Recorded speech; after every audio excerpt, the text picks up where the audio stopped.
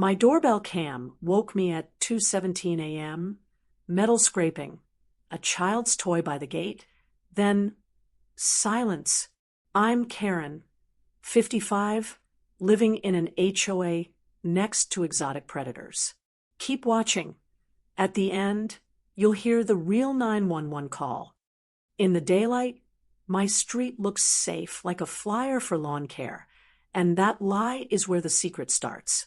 I am Karen, and I speak as the neighbor, the mother, the woman who reads HOA bylaws like prayers and keeps notes in a red folder. The man next door smiles in bright daylight and unloads heavy crates at night, and everyone thanks him for the fireworks show of heat lamps. I once thought the glow was pretty, like lanterns by a pool, but then I smelled musk, sharp and bitter, and the pretty turned to warning. The HOA brochure says tranquil community, but the bylaws hide a loophole that says domestic unless specified, and nobody specified. Coming up, I will show you the clause they buried under landscaping rules, and you will understand why I kept filming when others slept. This is Karen speaking, and I need you to hear my breath, because fear changes how air moves, and mine had started to hitch at dusk. Kids cut through the side path after school, their backpacks wider than their shoulders, and the path runs along his fence like a dare. I counted padlocks on the gate, new ones each month, and the metal shone like teeth, and still I heard claws test the chain links. He told me they were rescues, soft word for hard facts, and he spoke in Latin names that felt like spells meant to quiet complaint. At first it was only noise at feeding time, a thud against plywood, a wet drag, a laugh that started fast and died too quickly. Then came the first micro-reveal, small as a scratch, a permit number taped to a tank, but the city website found no such record. I screenshotted the page, time-stamped it, printed it twice, and slid it into the red folder with my utility bills and photographs. The second reveal came from the trash day wind, when a lid flipped and a heat bulb rolled against my curb like a dead orange sun. The third was worse because it was human. A delivery guy whispered, "Do not sign with your real name here," and his eyes would not meet mine. I am Karen, still speaking, and I am trying to keep my voice level because calm keeps the camera steady, and steady keeps you safe. The HOA group chat joked about the smells and blamed the storm drains, and the president posted a meme, and the thread died in emojis. So I walked the property line at noon when fear naps, and I traced the fence with my fingers, and the mesh trembled like a living thing. A bolt was wrong, too new, silver against old green, and the washer had no rust, and my stomach learned a new knot it would keep. I told myself to bake banana bread and think of church hymns, but I Googled emergency by kits instead and closed the tab shaking. Coming up, you will see the email that got ignored and the one line that matters and the one line they should never have sent. That evening he wheeled in a blue cooler with both hands, and something inside shifted weight, slow, like a tired animal learning the door. The sunset turned the heat lamps to fresh coals, and the air felt thick as soup, and my porch would tick like it could still burn. I told my camera my name again, because if a voice goes missing, a name can anchor it, and I wanted mine to be findable. I said, "This is Karen," and I pointed at the fence, and the lens caught a slit in the tarp like a blinking eye that never quite closes. The scraping started after midnight. Soft, then sure, then bold, as if the night had given permission, and the gate answered with a shiver. The toy by the post was my grandson's, a bright truck with a cracked ladder, and I put it on the porch as if height could make it safe. At 2:17 the doorbell pinged, and metal complained, and the feed went grainy like a storm had moved through the Wi-Fi, but the sky was clear. I reached for 911 and felt the phone slip, not because my hands were wet, but because the world had tilted And floors notice such things. I saw a dark shape slide low along the fence line, and the gate latch lifted once like a question and once like an answer, and then the latch clicked twice, and I froze with the phone in my hand while the doorbell cam hunted for focus, giving me a smear of gray fence and jittering pixels that felt like my pulse. Across the hedge, the heat lamps burned like moons on sticks, but their hum stuttered, a nervous sound, and I knew the power was flirting with failure again, which meant heaters off, bodies cold, instincts on. I whispered the time into the mic, 2:17 and 43, because if anything happened, the minutes had to testify, and the video had to be a witness that could not be bullied. This is Karen speaking, and I am steady on the outside and shaking on the inside because fear wants to sprint, but proof needs you to stand. I hovered over 911, thumb ready, and then I lowered it, not to be brave, but to keep filming, because the last time I called they asked for clear evidence of a present threat, and tonight would hand it to me or break me. The porch smelled like damp wood and copper, and the child's toy truck on the rail felt too bright. So I set it beside me like a guard that believed in pretend. The gate shivered and moved inward against the wind, a wrong direction in a still night, and the chain tensed like a pulled muscle, trying not to tear. A silver bolt flashed under my phone light, new metal in old mesh, and I remembered the invoice I found in his recycling with a date that did not match any permit on the city site. I had emailed the HOA president twice and got one line back. This is not within HOA scope, and the period at the end of that sentence felt like a door slammed on my face. Animal control had told me to document and to avoid confrontation, voice calm and bored, and then the woman on the line lowered her tone and said, "Stay indoors if containment is ever in doubt," which echoed now like church. I said my name to the camera again because a name is a little rope you can hold when the floor tilts, and I wanted you to hear that rope as a sound that does not snap. From the fence line came a low exhale, not a hiss, not a growl, just air with a weight inside it. And every hair on my arm agreed to stand at attention. My motion light tried to wake, flickered twice like eyelids forced open, and then died with a soft click, as if something had cupped its mouth and told it to hush. The phone's flashlight cut a pale path and landed on vertical scratches near the latch, 5 shallow grooves at child height and 3 deeper ones below, and the math of that made me dizzy. From his yard drifted words through tarp and wood, containment, thermal, missing, and I heard 2 voices, his and another man's, fast, technical, and not surprised enough. A tarp corner lifted, and I glimpsed a second enclosure under the first, a nesting box of wire and plywood, a secret inside a secret, built where no one from the street could see. On a shelf by his shed sat a long plastic case with a Red Cross sticker and a row of empty slots shaped like darts. And I knew those slots were not supposed to be empty tonight. Coming up, I will show you the order number from that case and the redacted line in the email chain that someone forgot to fully black out. And you will understand why the laughter at board meetings stopped. The blue cooler by his back steps bled, a thin, dark smear that ants loved. And when I stepped closer, the smell changed from copper to pond, and the pond felt hungry. I crouched and saw daylight under the fence, a hand-width gap where the earth had been pawed out and packed again, as if something had learned the door and was practicing time. I slid the toy truck's little ladder under the gap and watched it disappear to the rung, and the neat fit broke something soft in me, because the ladder was for play, not for measuring exits.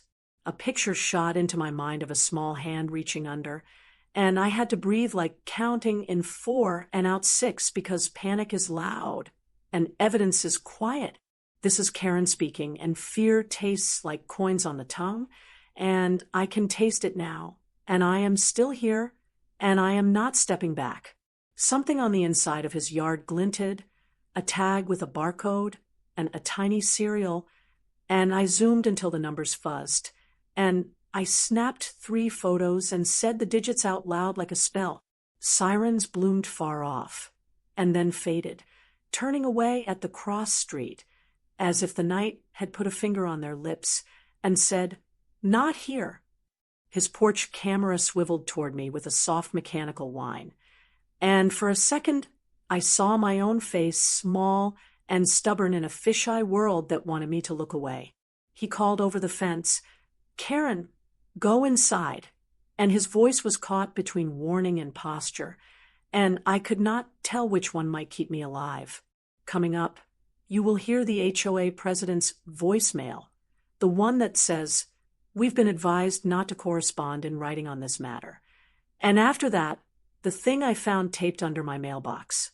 The gate leaned hard, and the chain protested, and then surrendered with a dry, final pop that sounded like a knuckle, and the night exhaled again, longer, closer, patient. Grass parted in a slow line toward my bare feet, a soft V moving without wind, and the toy truck slid off the rail, hit the deck, and landed upright, its plastic nose pointing straight into the dark. The grass kept splitting toward me, slow and sure, like a zipper tugged from the other side. I stepped back a half step, and the deck creaked like it wanted to warn me louder. The chain on his gate lay lazy in the dirt, loop open, gleaming in the porch light. I lifted the phone and hit 911 because my thumb finally believed my eyes. 911, what's your emergency? A calm voice said, and I fed it time, street, and the word containment. This is Karen speaking, and my voice sounds flat because the fear is using my lungs like a drum. A shape slid along the lattice and paused at the toy truck like it was reading it. I saw a pattern, not fur, not skin I knew, more like old maps pressed into something alive. The operator asked, "Do you see fangs?" And I realized how little my light could promise. I said, "I see intent," and the word made my throat sting. The neighbor shouted, "Target's not hostile," and another man answered, "Until thermal drops." The heat lamps flickered and hummed, and then dimmed like tired suns giving up. The thing moved faster when the light faltered, and that taught me something I did not want. I pulled the door half closed and kept the deadbolt ready, but I did not break the view. Coming up, I will read you the line in the bylaws they hid under landscaping fines, the one that turned fear into paperwork. Before midnight, I had found a gift under my mailbox, taped neat with gray tape. Inside was a single tranquilizer dart, empty, with a note. "Accidents happen when you film." I put the dart in a freezer bag, dated it, and slid it into the red folder, like a trapped wasp. That folder is heavy now, like it knows what it holds. The operator said, "Units en route," and I repeated the words so the record would catch them. The blue cooler bumped and bled again, and the ants turned into a moving comma around it. A barcode tag clinked against the lattice, and I whispered the digits I had memorized earlier. "This is still Karen, and I am not brave. I am documented." The HOA voicemail played in my head. "We've been advised not to correspond in writing." And then a click like a door shutting itself. I opened the bylaws PDF on my phone and scrolled to the clause no one ever reads. Educational display animals. It said, "Not inherently dangerous if managed by a qualified handler, and the handler can self-certify." Self-certify. 2 words that build a hole big enough to swallow a street. The shape slipped under the fence gap and flattened itself like poured oil, silent and patient. From the side path came a child's whisper, small, curious, close. "Mrs. Karen?" I turned the lock one way, the porch light the other, and the night chose for me. The child's whisper came again, Closer, small and brave, and it cut the night like a pin through silk. I said, "Stay still," because stillness can be a shield when you have nothing else and fear wants you running. The shape along the boards stopped moving, pressed flatter, as if listening with its whole body for what the voice would do next. I kept the door half shut, body behind it, arm through the gap, phone bright, like a little lighthouse in a black harbor. "Units en route," the operator repeated, and those words felt like boats that might never find this fog. From the fence came a low scrape and a soft knock. Not human, not wind, a deliberate touch testing grain, distance, patience. "This is Karen speaking, and my hands are steady only because the camera needs them to be. My knees have their own small quake." I called the child by name, because names make a map when the dark tries to blur the streets in your head. He answered from the side path, 2 planks away, whispering about a ball, about a dare, about wanting to see the lamps up close. I told him to put his palms on the siding and count, slow and loud, so I could hear him hold the number 10 like a life ring. The neighbor hissed my name through the tarp, angry and scared at the same time, telling me I was making it worse by filming. I said, "Containment is already worse," and the words turned sharp in my mouth, like I had bitten a wire and felt the line hum. Something touched the toy truck, and it spun half a turn, wheels soft like it had been nudged by a patient, thinking nose. The operator asked if I could secure the child, and the question made the night tilt again, because doors keep danger out and people in. I could fetch the boy and break the line of the door, or keep the door and leave him alone with what listened under the rail. That was the choice, brutal and stupid, the kind that splits you into 2 people who will hate each other forever afterward. I wedged the door with my heel and slid onto the porch, body sideways, phone forward, voice even like a person explaining rain. "Walk to my light," I said, and the boy moved 1 plank, then another, counting, voice trembling, brave the way small hearts are brave. The shape moved at the sound of the numbers, not toward them, but along them like it was measuring the rhythm for a better time. From the neighbor's yard, a metal case snapped shut and boots thudded, and a man said, "Dose ready," too soft for anyone who did not need to hear. Coming up, I will play you a clip where a second voice laughs and calls it non-lethal, and I will tell you why that word can lie. The porch light flickered, and the heat lamps finally died, a long sigh across the fence, and the night cooled fast like a window opening. The shape accelerated as the temperature fell, a dark river finding a steeper bed, and my skin understood more than my eyes could say. I crouched and extended my free hand, palm up, not to the shape, but to the boy, because touch can pull a person across a line fear draws. He took my fingers, and I felt how cold they were, how damp the night had made him, how much small bones want to trust. Behind him, the grass made a low bow as something heavy passed, respectful and terrible, and the toy truck slid again and faced the gap. We shuffled backward together, crab walking, keeping the light on the boards, keeping the door within reach like a promise we had not earned. The neighbor yelled, "Don't move," and the other man answered, "Too late," and the words felt like a verdict given to the wrong jury. A siren finally turned our way, grew, and then was swallowed by the curve of the street, like sound had been taught to miss our mailbox. I reached the doorframe and felt the deadbolt with my heel, and the boy was half inside, half out, and the hinge squealed like a rat. The shape rose just enough to break its own shadow, and the light caught an eye, old gold in a dark bowl, steady, unblinking, near.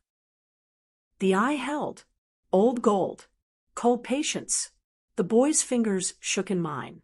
"This is Karen speaking," I said, for the record, and for myself. I felt the door.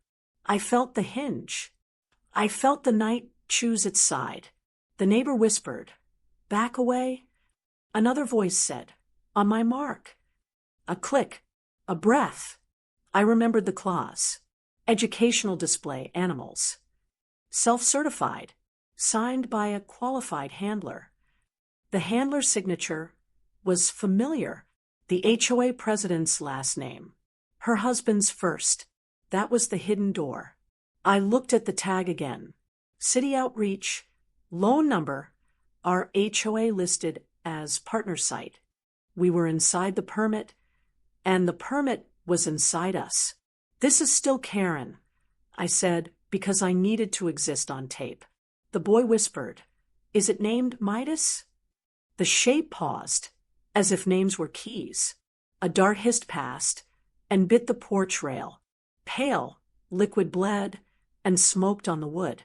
My camera caught a second dart rising. The feed glitched. Bright white. Then, I talk in the dark, now. Short thoughts.